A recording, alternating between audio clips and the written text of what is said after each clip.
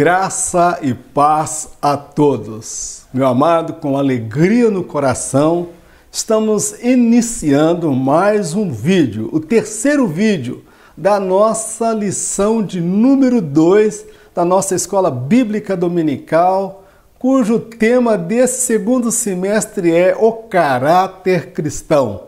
E nessa segunda lição nós estamos estudando o caráter de Abel, o homem que agradou a Deus através da sua oferta. Vamos agora, meu amado, estudar o terceiro tópico da nossa lição, um homem que agradou a Deus. Meu amado, o que eu acho fascinante é que a Bíblia, ela trabalha com modelos, amém? Mostra-nos exemplos de homens que agradaram a Deus, mas também ela mostra exemplos de homens que não agradaram a Deus. Então compete a mim observar os modelos e os padrões que Deus estabeleceu e deixou escrito na sua palavra para verificar o que esses homens fizeram que agradou a Deus e também o que eles fizeram, outros fizeram que desagradaram a Deus. Vamos então, meu amado, ao nosso primeiro subtópico dentro desse vídeo. Abel soube agradar a Deus. É possível aprender com quem já errou um dia. Embora Adão e Eva tenham errado no passado, eles influenciaram Abel quanto à forma de agradar a Deus. Que eu acho fascinante, meu irmão, esta verdade. É possível a gente aprender até com aqueles que erraram um dia. A Bíblia não trabalha com homens perfeitos. Deus não se relaciona com homens perfeitos. Se Deus fosse relacionar com homens perfeitos, ele não ia se relacionar com nenhum homem, porque a Bíblia fala que não há um justo sequer que faça o bem e depois não peque. O que eu acho fascinante na história de Abel é que ele foi educado e ensinado por Adão e Eva, que viraram as costas para Deus, que pecaram contra Deus, que queriam ser donos do seu destino, da sua vida, senhores da sua história, que queriam ser semelhantes a Deus e foram expulsos do paraíso.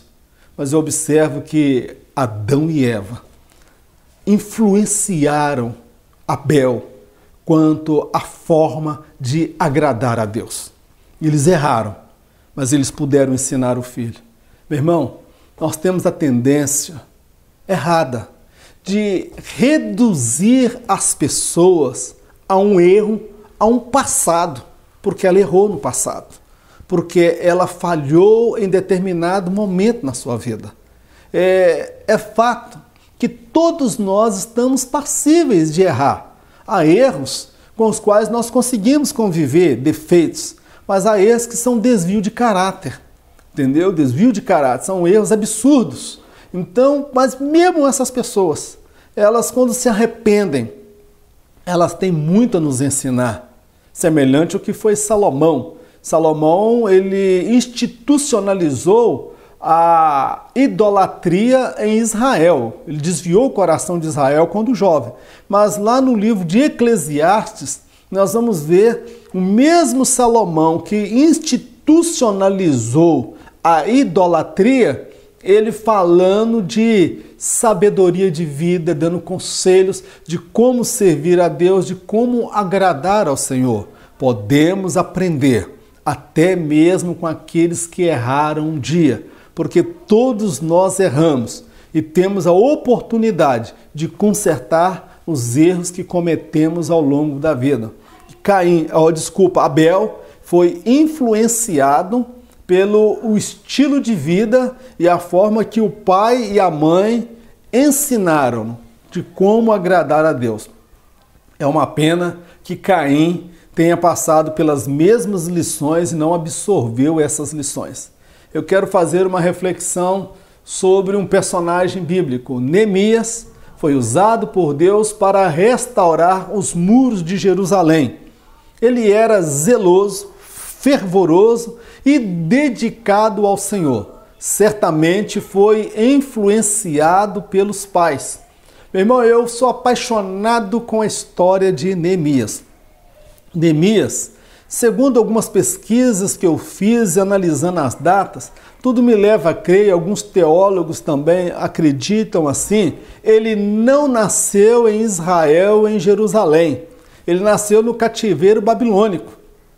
E ele se apresenta para ir a Israel, orar pela nação e restaurar os muros de Jerusalém. Mas nós vimos um zelo para aquilo que é verdadeiro, aquilo que é certo, aquilo que é justo em Neemias, que nem mesmo nos sacerdotes nós vimos um zelo daquele. Nem mesmo naqueles que nasceram ali demonstraram um zelo como aquele. E de onde surgiu este zelo de Neemias? Os pais de Neemias certamente ensinaram a Neemias. Os pais chamaram Neemias e falaram: meu filho, Deus nos mandou para cá, para o cativeiro, porque nós pecamos contra ele. Nós viramos as costas, nós fizemos o que era errado aos olhos do Senhor.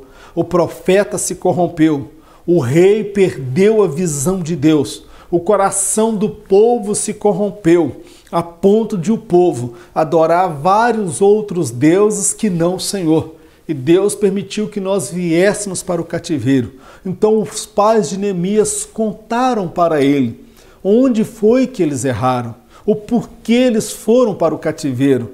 E eu vejo Neemias, quando ele vai para Jerusalém, ele vai com o zelo de Deus. E ele tinha a preocupação de restaurar os muros e levar as pessoas a se relacionar com Deus, um relacionamento que agradasse a Deus, um relacionamento que não atraísse mais a ira de Deus, a justiça de Deus. Meu irmão, é possível aprender com quem errou. É possível você que caiu em determinado momento da sua vida, que teve uma queda moral, que teve um momento de fraqueza, Deus ainda deseja te usar. Se você passar pelo caminho do arrependimento, se você passar pelo caminho da confissão, do abandono, Deus não desistiu de você não, meu irmão. O ministério pode ter desistido de você. A igreja, os pastores, os presbíteros, os obreiros podem estar desacreditados de você. Mas é necessário um longo caminho para as pessoas perceberem que de fato houve uma mudança e você poderá ser um instrumento usado nas mãos de Deus para ensinar a muitos o caminho reto, o caminho justo. Vamos aí, meu irmão, uma imagem que eu uso. É um pai ensinando o seu filho. Assim foi o pai de Neemias, ensinando a Neemias. Assim foi Adão, ensinando Abel. Erraram os pais, mas ensinaram os filhos aquilo que era correto. Que Deus nos dê esta graça de sermos fiéis. E se cairmos, meu irmão, coloquemo-nos de pé e deixemos que o Espírito Santo de Deus venha nos restaurar, venha nos conduzir ao arrependimento, ao quebrantamento, porque podemos ser úteis ainda na obra de Deus. Vamos ao nosso segundo subtópico deste nosso vídeo. Abel buscou a Deus. Quando buscamos a Deus de todo o coração, precisamos estar preparados para compreender e aceitar seus propósitos. Ele pode nos livrar do fardo pesado que carregamos, ou pode nos fazer mais fortes que o fardo. Eu olho aqui para Abel. Abel buscou a Deus de todo o seu coração, com toda a sua força, com todo o seu entendimento. E quando nós buscamos a Deus com toda a nossa força, com todo o nosso entendimento, com sinceridade, muitas vezes nós somos ensinados, se nós formos bons, Deus será bom para conosco. Se nós formos corretos, Deus irá nos abençoar poderosamente. Meu irmão, mas nós precisamos entender qual é o propósito de Deus para as nossas vidas. Qual é o desígnio de Deus para as nossas vidas? A palavra do Senhor nos afirma que todas as coisas cooperam para o bem daqueles que amam a Deus, para aqueles que são chamados segundo o seu propósito. Paulo, ele entendeu esta verdade. Ele acreditava que Jesus era poderoso para tirar dele aquele espinho na carne. E ele orou por 3 vezes. E não faltou fé para Paulo, não faltou convicção, não faltou experiência, não faltou vida com Deus. Mas ele entendeu que era do propósito de Deus que ele passasse por aquele espinho na carne.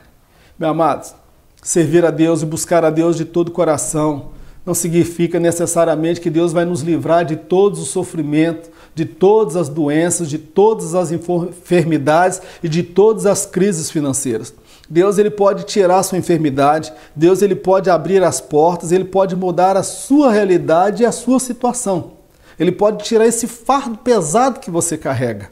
Mas eu uso aí uma imagem que eu quero compartilhar com você, a imagem de uma formiga carregando aí um pedaço de uma fruta, muito mais pesado do que ela. Mas essa formiga, embora ela seja pequena, ela consegue carregar um objeto muito superior ao peso dela. O que eu entendo com isso? Salomão, em dado momento, ele disse, vai ter com as formiguinhas, aprenda com as formigas. Eu quero dizer, Deus ele pode tirar o teu fardo, mas ele pode, ao invés de tirar o teu fardo, ele pode te fazer mais forte do que o fardo, a ponto de você conseguir carregar, de você conseguir vencer. Não porque Deus vai tirar a enfermidade, ele pode curar, mas se ele não te curar, você vai continuar servindo a ele. Eu sou da opinião de que aquele que ora pedindo a cura e não recebe a cura, mas continua servindo ao Senhor, ele demonstra mais fé do que aquele que recebeu a cura, porque o que recebeu a cura, ele tem razão de fato para continuar servindo a Deus. E aquele que tem fé para ser curado e Jesus não cura? Aquele que tem fé para Deus abrir a porta e Deus não abre a porta. Aquele que tem fé para Deus resolver determinado problema e Deus não resolve. É preciso muito mais fé para continuar servindo a Deus, quando Deus não atende o seu desejo. Aqueles que não têm o fardo retirado, Deus vai atender a sua oração de uma outra forma. E Paulo entendeu isso. Ele entendeu e ele pôde dizer lá em Filipenses capítulo 4, versículo 13. Posso todas as coisas naquele que me fortalece. Quando Paulo escreve esse versículo, ele não escreve como alguns interpretam do triunfalismo. Eu posso vencer, eu posso conquistar, eu posso triunfar. Paulo, quando escreve esse versículo, ele fala das dificuldades, das adversidades, das escassez, dos apertos financeiros, dos problemas de enfermidade, das perseguições, das injustiças, das calúnias e das difamações, pelas quais ele passou. Ele disse, olha, eu posso todas as coisas naquele que me fortalece. Meu irmão, Deus te fará mais forte do que a sua dor. Deus te fará mais forte que a sua fraqueza. Deus te fará mais forte do que a sua enfermidade. Deus te fará mais forte do que todos os problemas que você está enfrentando. Você crê nisso? Glorifique a Deus, continue servindo. Abel, ele servia a Deus de todo o coração, mas ele passou por uma adversidade, ele passou por uma injustiça, mas ele não foi derrotado. Ele cumpriu o propósito de Deus e partiu de cabeça em pé e receberá de Deus o galardão. Ele entrou para a história como o primeiro mártir. Ele entrou para a história como aquele que foi o primeiro a oferecer sacrifício de animal. Ele entrou para a história como aquele que foi reto, sincero, íntegro. Nem Adão recebeu esse título, nem Eva. Ele foi o primeiro. Meu amado, Deus tem coisas grandes na sua vida. A quem muito é dado, muito também será cobrado. Você consegue entender? Só quem é espiritual entende isso. Vamos ao nosso terceiro e último subtópico. Caim agradou ao diabo. Se por um lado, Abel agradou a Deus, Caim agradou ao diabo. Quem comigo não ajunta, espalha. Jesus deixou claro que não é possível ficar em cima do muro. Ou agradamos plenamente a Deus, ou satisfaremos os anseios do maligno. Eu observo, meu amado, nessas palavras de Jesus, ele era muito objetivo nas suas colocações e na sua palavra. Ele dizia, quem comigo não ajunta, espalha. Jesus ele não deixa meio termo, ou você agrada-o plenamente, ou então você não conseguirá fazer a vontade dele. Jesus, ele não aceita meia adoração. Jesus, ele não aceita meio crente, meio fiel. Na verdade, a palavra fiel, não existe meio fiel. Ou você é plenamente fiel a Deus em tudo, no seu corpo, nas palavras que saem da sua boca, nos seus olhos, no seu dízimo, na sua oferta, no seu casamento, na sua faculdade, no seu namoro, no seu noivado, em todas as áreas. Ou você agrada a esse Deus, que ele fala, quem comigo não ajunta espalha. Jesus está dizendo, não é possível você ficar em cima do muro. Aquele que é santo, santifique-se mais ainda. E aquele que é impuro, que se suje mais ainda. Meu amado, nós precisamos tomar uma firme posição. Ou agradamos a Deus, ou então iremos agradar ao diabo. Quando nós não agradamos plenamente ao Senhor, nós estaremos satisfazendo os anseios do maligno, do diabo. Eu observo que Faraó, ele queria liberar o povo para adorar ao Senhor, mas que eles não fossem muito longe, que permanecesse ali por perto. O diabo não preocupa se você vai na igreja. O diabo se preocupa se você realmente é fiel, se você é crente sincero, se você é crente verdadeiro, se você é autêntico, se você agrada mesmo ao Senhor, porque se você é assim, você não consegue agradá-lo. Mas aquele que vive brincando, tentando equilibrar, vai na igreja para aliviar a consciência. Ele serve a Deus porque tem medo do inferno. Esse é o tipo de crente que agrada o diabo, que levanta calúnia, que levanta mentira, que persegue, que anda na carne, não anda no espírito. É crente problemático, é crente carnal, é crente que não é fiel, está ali na casa do Senhor como pedra de tropeço. Esse tipo de crente, ele agrada ao diabo, porque além dele não ser salvo, ele vai acabar contaminando, impedindo que outros sejam salvos. Semelhante ao que Jesus falou para os religiosos, ai de vós, escribas e fariseus, que não entram no reino dos céus, mas fecham a porta para aqueles que querem entrar. Ai de vós, escribas e fariseus, que percorreis o mar e a terra para fazer prosélitos, e depois o tornais 2 vezes mais dignos do inferno. Meu amado, ou agradamos plenamente a Deus, ou iremos agradar o maligno. É por isso que Jesus diz que não é possível agradar a 2 senhores. E no que diz respeito a Deus, Deus ele estabelece um padrão de conduta, um padrão de caráter, um padrão moral a ser seguido. E somente aquele que anda debaixo da direção de Deus, cheio do Espírito Santo, de coração quebrantado e humilde, consegue de fato agradar a esse Deus. Que Deus nos dê a graça de sermos fiéis até o final da nossa caminhada. Eu uso uma imagem aí que eu baixei no Google, que mostra uma marionete, né? Alguém aí sendo manipulado por uma mão. Esse aí é o que o diabo faz. O diabo escraviza a pessoa, e tem crente que está na igreja que está sendo aí um instrumento na mão do maligno. É aquele crente carnal que dissemina a contenda, a mentira, o ódio, a pornografia, a imoralidade, a sensualidade dentro da casa de Deus. Você está sendo usado pelo maligno. Mas eu glorifico a Deus, porque nesta mesma imagem nós vemos um outro grupo de várias pessoas que não se deixam manipular pelo diabo, pelo maligno. Querem ter vida santa, vida reta, consagrada e dedicada a Deus. Meu amado, encerramos aqui a nossa lição de número 2. Foi bom passar com você esses momentos. E eu falo essas palavras, irmãos, com temor de Deus. Eu tenho dito e torno a reafirmar. O meu telhado, ele é de vidro. Eu não falo aqui como alguém que é detentor da moral, da verdade, da pureza e da santidade.